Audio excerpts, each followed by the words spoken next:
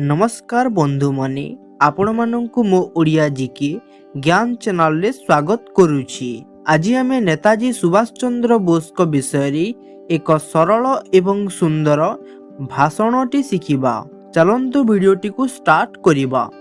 सम्माननीय सभापति महोदय, पूज्य गुरुजन वृंद, वरण्य अतिथि गण, विज्ञ विचारक मंडली एवं एठारे उपस्थित थिबा मोर प्रिय छोट बड़ भाई भौणी एवं सहपाठी गण, आज ओडिशार पुरपल्ली रे नेताजी सुभाष चंद्र बोस को पवित्र जन्म दिवस पालन करा जाउची। एही पवित्र दिवस अवसर रे मते किछि कहिबार सुजोग मिलिथिबारु मो निजकु धन्य मने करूची एवं एथिपाई आपण समस्तंकु मोर कृतज्ञता ज्ञापन करूची। भारतीय मुक्ति संग्राम पशुमारी त्याग और बलिदान रो एक जीवंत आलेख्य, जार प्रतिटी पृष्ठारी भरी रही अगणित देशप्रेमी मानक असीम साहस और वीरत्वर प्रमाण। एही क्रम रे भारतीय सशस्त्र मुक्ति संग्राम रो अन्यतम सारथी थिले उत्कल माटीर सुयोग्य संतान नेताजी सुभाष चंद्र बोस। नेताजी सुभाष चंद्र बोस जन्म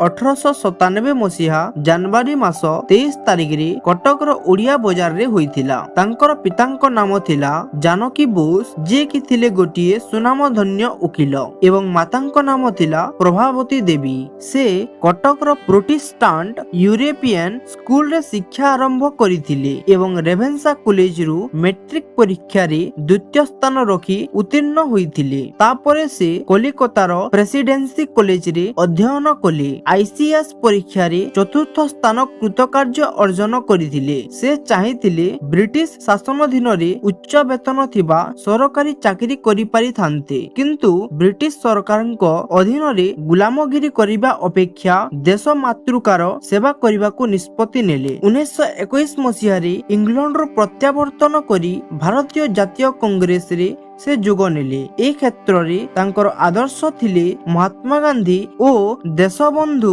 चित्तरंजन। 1938 मसीहा रे से भारतीय जातीय कांग्रेस रो सभापति भावरे निर्वाचित होइथिले। 1940 मसीहा रे सुभाष चंद्र बोस कलिकतारू पुलिस मानक आखिरे धुली देई खसी चली आसीथिले। तापरे से सिंगापुर ठारे प्राय 43,000 भारतीय सैन्य मानकु नेई 1943 मसीहा जुलाई 2 तारिख दिन आजाद हिंद फौज रो गठन कले।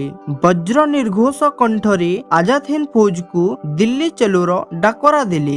जय हिंद ध्वनि रे गगन पवन मुखरित करी आजाद हिंद फौज भारतीय सीमा दिल्ली आड़कू अग्रसर हेले। मते रक्त दियो मु तुमको स्वाधीनता देवी। सुभाष चंद्र बोसଙ୍କର मर्मस्पर्शी बाणी सैन्य मानक हृदय रे भरी देइतिला अदम्य साहस एवं अपूर्व वीरत्व। तांकु नेताजी नाम रे नामित करिथिले रवींद्रनाथ टागोर। तांकर जन्मदिन को जातीय पराक्रम दिवस रूपे पालन करा जाए। विवेचना करा जाए जे तांकर मृत्यु एक दुर्भाग्यजनक विमान दुर्घटना रे 18 अगस्त 1945 मसीहा रे होइतिला। जहा किछि भी हेउ, नेताजी सुभाष चंद्र बोस निज अपूर्व वीरत्व एवं आत्म बलिदान आज मध्य आम मानक मन रे एक अभुला स्मृति होई रहिबो। मोर प्रिय बंधुगण, आज एही नेताजी सुभाष चंद्र बोस कर जन्म जयंती उपलक्ष्य रे आमे समस्त तांकर विचार गुडी को आपणेई संकल्प नेबा, भारत को महान करी गड़िबा। मु एतिकी कही मोर वक्तव्य शेष करूची। जय हिंद, वंदे मातरम।